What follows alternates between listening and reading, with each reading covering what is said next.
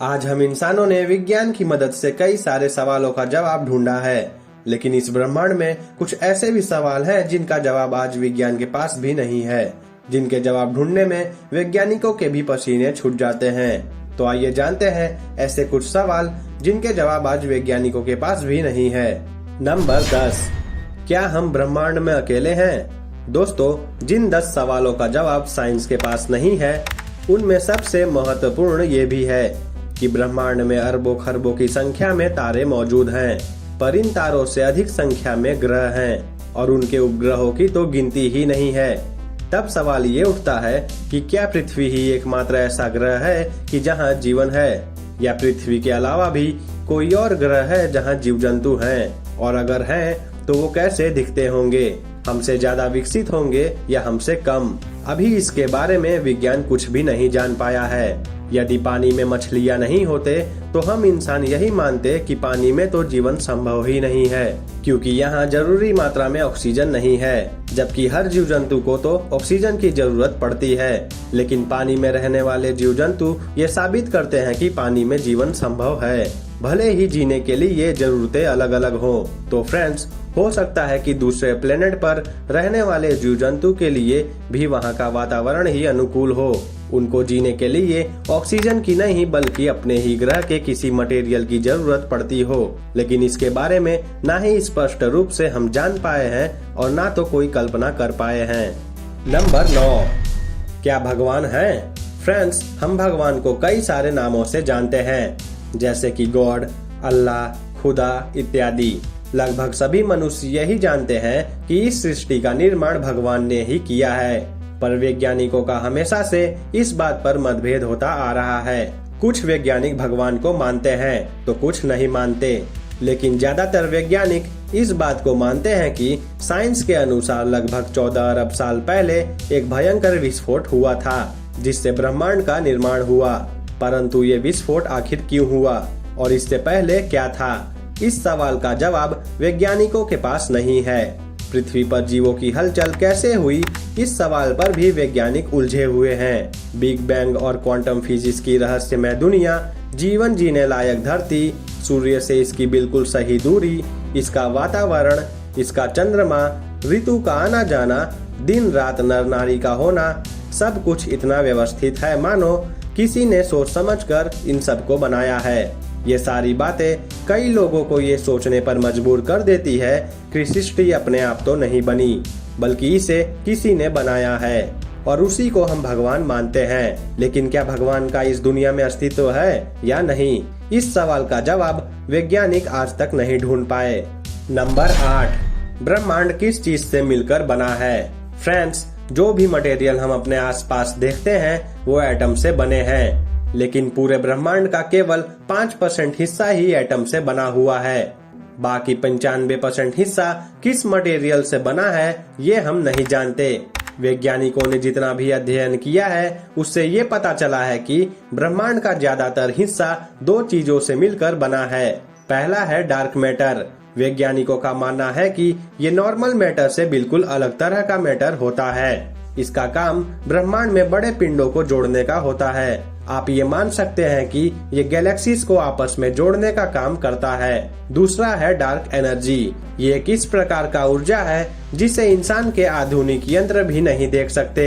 हम सिर्फ इनके कामों को ही देख पाते हैं और उसी से अंदाजा लगा पाते हैं कि डार्क एनर्जी के जैसी चीज भी हमारे ब्रह्मांड में मौजूद है। आप ये कह सकते हैं कि इसी ऊर्जा की वजह से ब्रह्मांड लगातार फैल रहा है, क्योंकि डार्क मैटर और डार्क एनर्जी ना तो दिखाई देते हैं और ना ही किसी इलेक्ट्रोमैग्नेटिक रेडिएशन से डिटेक्ट किए जा सकते हैं। इनके बारे में जान पाना विज्ञान के लिए आज भी नामुमकिन सा लगता है।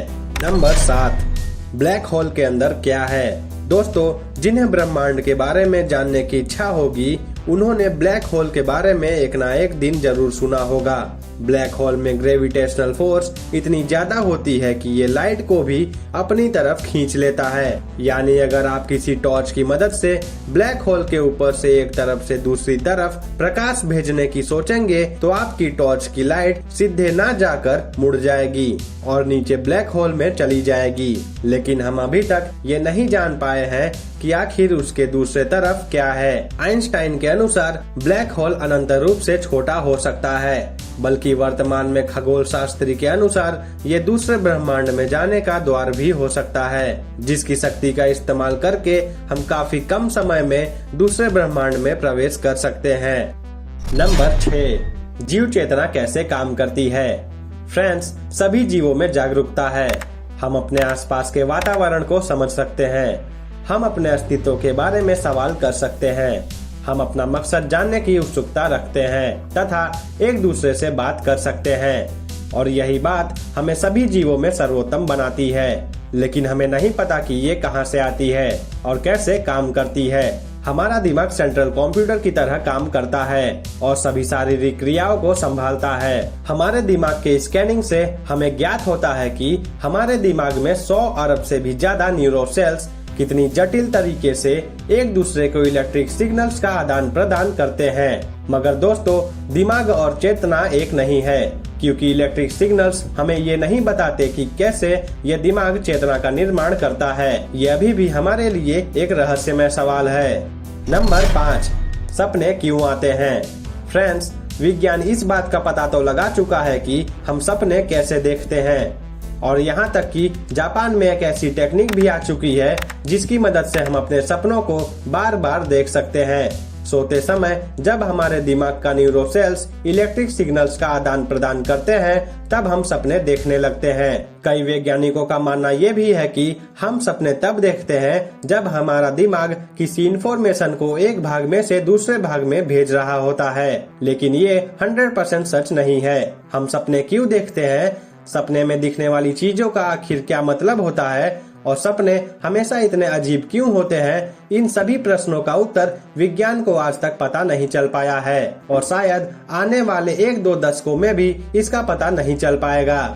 नंबर 4, क्या भूत सच में होते हैं। इसके बारे में कुछ लोगों का मानना है कि भूत होते हैं, तो कुछ लोग भूत प्रेत कुछ भी नहीं मानते।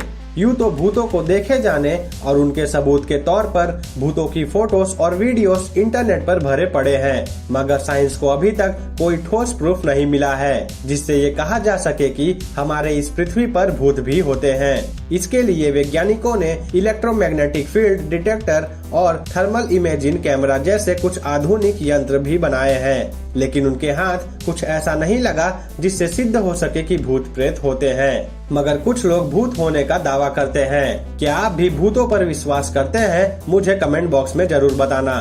नंबर 3, मरने के बाद क्या होता है। फ्रेंड्स, पुरातन समय से चली आ रही प्रथा के अनुसार लोग ये मानते हैं कि मरने के बाद आत्मा अपने संपूर्ण कर्मों के अनुसार स्वर्ग या नर्क में जाती है, और कुछ लोग पुनर्जीवन पर भी यकीन करते हैं। असल में ये ठोस प्रमाण कम और ठोस कहानियां अधिक लगती हैं, इसलिए विज्ञान इन पर ऐसे ही विश्वास नहीं कर सकता।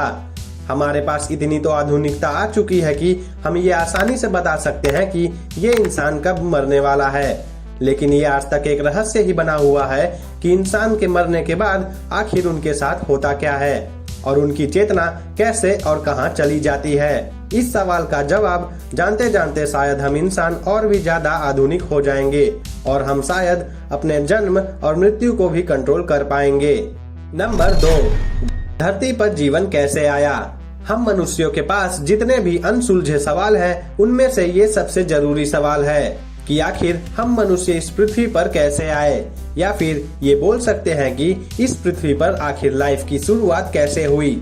कई वैज्ञानिकों का ये मानना है कि कुछ धूमकेतुओं के पृथ्वी पर गिरने से ऐसा हुआ है। इस थियरी का समर्थन करने वालों के मुताबिक उन धूमकेतुओं में जीवन को पैदा करने के लिए पर्याप्त और महत्वपूर्ण मटेरियल मौजूद होंगे, लेकिन इस बात से एक और बाधा खड़ी हो जाती है कि अगर ऐसा है तो उनमें से कुछ धूमकेतु कुछ और ग्रहों पर भी जाकर जरूर गिरे होंगे, जिसका मतलब ये है कि उन ग्रहों पर भी जीवन जरूर मौजूद होगा। ये बहुत ही उलझी हुई थियरी है। भले ही विज्ञान आज इसका उत्तर ना जान पाए, लेकिन आने वाले समय में इन सभी सवालों का जवाब साइंस हमें जरूर देगा। नंबर 1, साइकिल सीधे कैसे रहती है। ये सवाल भले ही बहुत अजीब और बेवकूफी वाला लगे, लेकिन ये बात सच है कि आज तक के सबसे कठिन प्रश्नों में इसका भी नाम आता है। वैसे तो इसके बारे में सैकड़ों वैज्ञानिकों ने अपनी थियरी दी है, लेकिन आज तक एक भी ऐसी थियरी नहीं बनी जिससे ये बिल्कुल साफ साफ बताया जा सके कि आखिर साइकिल कैसे बिल्कुल सीधे खड़ी रहती है। इसका उत्तर देने के लिए कई लोग जाइरोस्कोपिक इफेक्ट का नाम लेते हैं, पर मैं आपको बता दूं कि ये बिल्कुल गलत है। जितना ये सवाल कठिन दिखता है उससे कई ज्यादा कठिन है। आप अपने स्क्रीन पर दिखाई जा रही फोटो में देख सकते हैं कि सिर्फ एक साइकिल को चलाने में कितने सारे भौतिक नियम एक साथ काम करते हैं और यही चीज इसे जटिल बनाती है और हमें सवाल का जवाब ढूंढने में प्रॉब्लम आता है। आपके मन में भी ये सवाल आया होगा कि जब साइकिल सीधे खड़ी रहती है तब वो गिर जाती है और जब हम उसे चलाना शुरू करते हैं तब वो नहीं गिरती। तो ये थे दोस्तों कुछ सवाल जिनके जवाब दे पाना आज भी कठिन है। आपको इसमें से कौन सा सवाल कठिन लगा ये मुझे कमेंट बॉक्स में बताना। साथ ही वीडियो अच्छी लगी हो तो वीडियो को लाइक, शेयर और चैनल को सब्सक्राइब कर बेल नोटिफिकेशन को दबाना बिल्कुल मत भूलना। मिलते हैं अगली वीडियो में, तब तक के लिए गुड बाय।